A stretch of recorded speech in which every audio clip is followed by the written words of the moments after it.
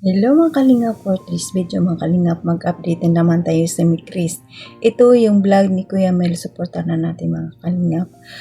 Ito yung interview niya sa papa ni Krista. No? Tungkol ito kay Krista, no? Baka si Krista ay ma-in love kay Mikoy. No?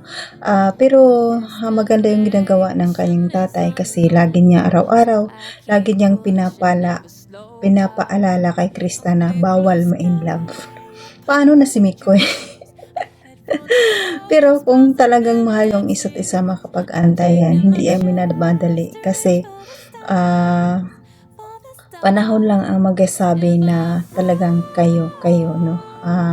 Hindi natin minamadali kasi mahirap yun mamadaliin natin eh.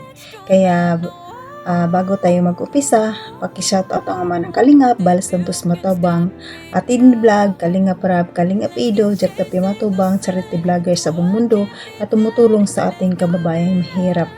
At ang iyong lingkod na laging nagpaalala sa inyo, huwag niyong kalimutan, Jasmine05 channel. Kung di ka pa nakasubscribe, please subscribe and don't forget to hit the notification bell para update ka sa aking mga video na ina-upload mga Kalingap. At nandyan din po ang mga kasamahan namin sa PSG.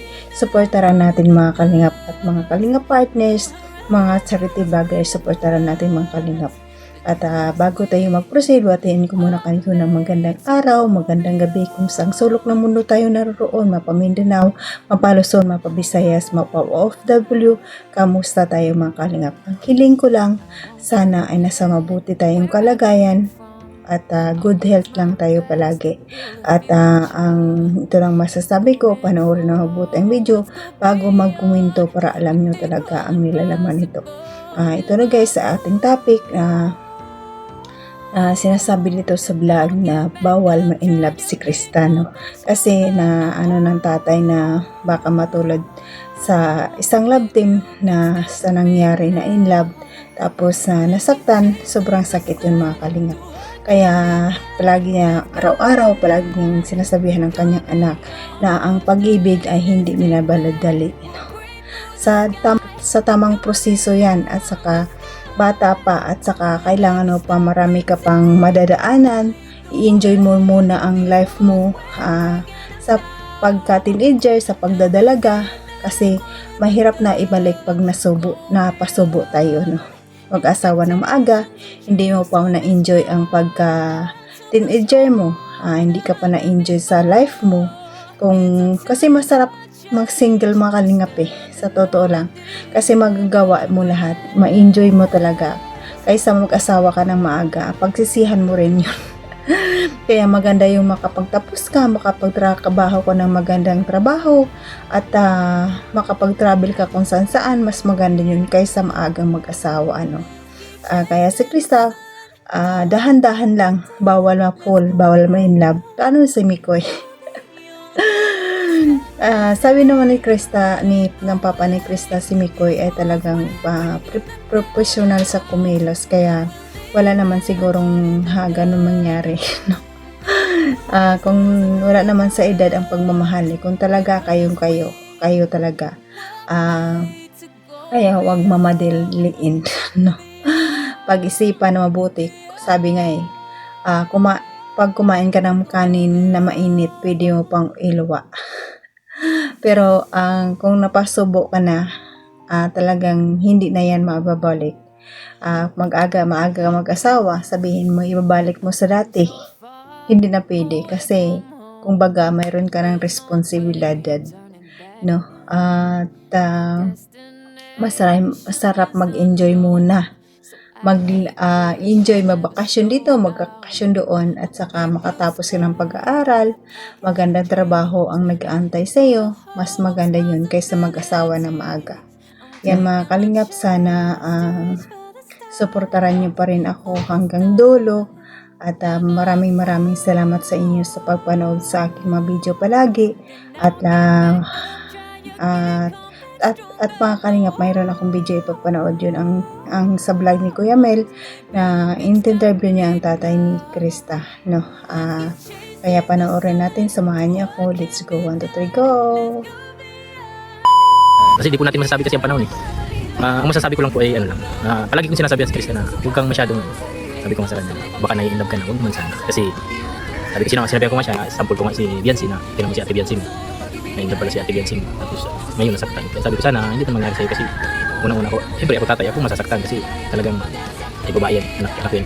Tama. At saka medyo bata pa si Biancy, si Krista, di ba? Oo, bata. So, ibig sabihin, siyempre sa araw-araw halos madalas sila magkasama. Siyempre, nandiyan yung naging close sila. Yan, Kaya nga, pagka mga bata pa, alam mo yun, lalo na kung may first love, Oo, madaling ma-fall yan. Oo, siyempre first love yan. Kaya lang talagang araw-araw din naman. Palagi ko siyang pinagsasabihan kasi sabi ko, tinamay mo nangyayari ka ako sa social media. Sa mga engine, tinamay. Sana naman di mangyari sa'yo kasi meron nga, ay palagi ko siya pinapalala na huwag mo na may love sa akin. Kasi baka may love, igwapo si Mikoy ay. Nagwapa talaga, nakakahawig nga kami nun. Oo, kaya sabi ko, huwag na muna kasi bata ka. Mag-aral ka muna kasi kung kayo talaga yan. Kung wala man tayo, hindi man ako nag-ano sa edad, wala man problema sa akin kung limbawa dumating sa point na magkagusto siya. Okay lang naman, kailang wag muna sana ngayon kasi bata pa tayo. Tapusin mo na yung pag-aaral. So sa ngayon ba, kumbaga ba, wala ba siyang naikukwento sa'yo na posibleng may love siya kay Mikoy? Wala naman Kuya Mel kasi sa lahat man ng mga vlog ay nakikita ko naman talagang professional man talaga yun. Okay. Professional. Yun lang siyempre hatid minsan sunod sa bahay, hatid. Yun lang nakakasama silang dalawa. Pero yung mga siguro na yung mga sikreto, wala naman kasi lagi akong nahatid sa kanya pag may pupunta na event ako naghahatid. Sa pag nag-live sa Bilbit ako naghahatid, minsan si Chairman. Yung pag sila ni Mikoy, sila hinatid ni Mikoy naman sa bahay, pero ako nahatid sa Bilbit.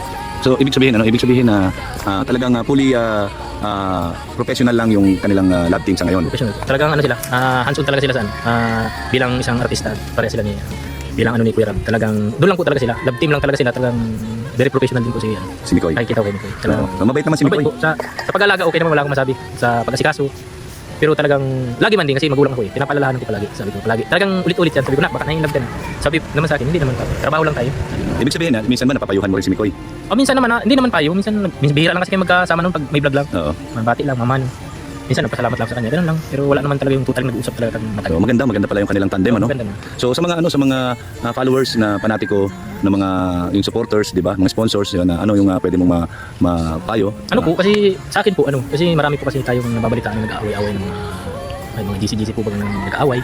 Sabi ko, wag para sa akin po na magkaisa na lang po tayo, wag na po tayong mag-away-away kung suporta po tayo sa sa mga love team, gaya sa Miss Grace. Support na lang po tayo, wag na po tayong mag-away. Kasi po unang-una po tatamaan po diyan yung beneficiary po, gaya ni Krista po. Kawawa po yung bata. Hindi man po sa kawawa kasi tatay ako. Kasi nakikita ko po marami na kasi nangyayari po sa love team. Kawawa po yung beneficiary. Sana wag naman po sana. Ano lang tayo, anong tawag dito? Good vibes lang po tayo. Huwag na po tayong Iyan ano pa ito, siyempre yung mga iba talagang ang gusto nila yung sila yung magkatuluyan. siya po. Yung ganyan, di ba? Siyempre, ikaw bilang ama, wala namang problema sa'yo kasi kung ano yung gusto ng anak mo. Ayo po, diba? todo suporta ko sana po. Kaya lang po, siyempre po bata pa. Talagang nandun pa rin yung paggabay ng magulang na tapusin mo muna yung pag-aaral mo. Kasi darating ka dyan tsaka higit pa dyan. Huwag mong madaliin kasi para sa kanya din naman yan. Hindi naman po para sa amin yan. Doon sa mga nag-aaway-aaway na yung di ba, mayroong mga nagsasabi na forever na yan, hanggang sila na hanggang dulo. Ayan, anong mo dyan? Ay ano lang po kayo? Anong tawag dito? Sabi nga niyan ay stay put lang at antayin niyo po kasi talagang panahon lang makakapagsabi. Yan. Hindi po pwede natin pangunahan yung dalawa. Kumbaga ba, wag munang pilit-pitasin hanggang hindi pa hinog. Opo. Di ba? Wag natin ikalburo. Wag po kasi pangit naman yung hinog sa pilit. Oo, di ba? Maganda po yung talagang masasarapan ka talaga. Kasi kadalasan pagka hinog sa pilit ang nangyayari, ang outcome niyan negative. Negative. Maasim yan. Oo, Siyempre, di ba? maasim. So kawawa lang din yung pareha sila, di ba? Saka kayong mga nag-aantay, siyempre, paasa kayo.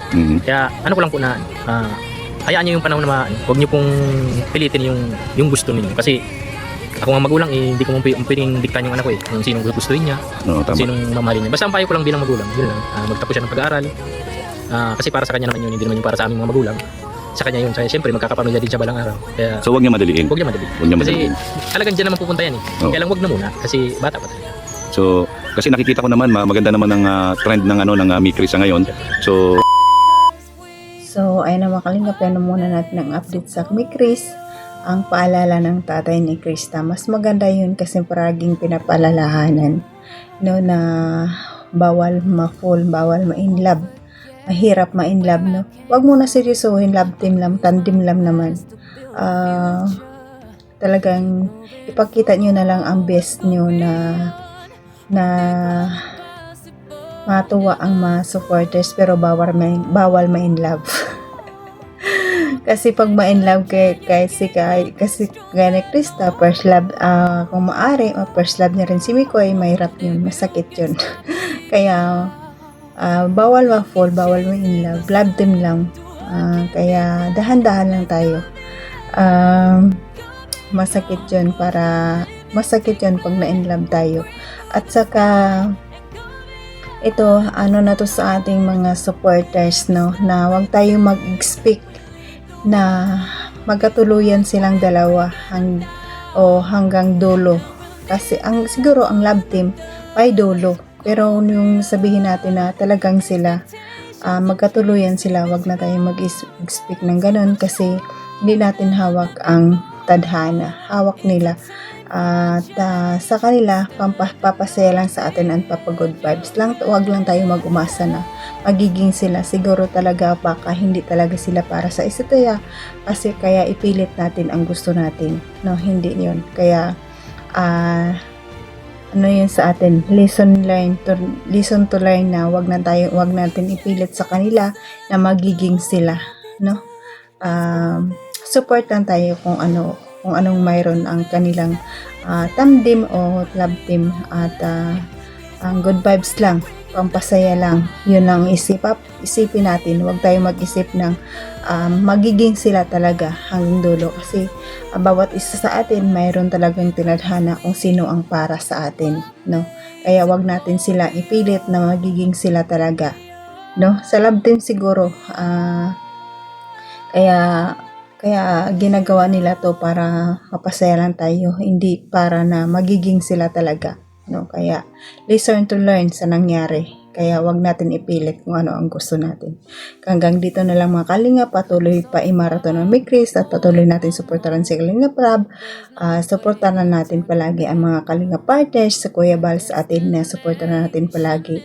At pasalamatan ng mga viewers nandyan palagi sa atin na sumusuporta at nanonood.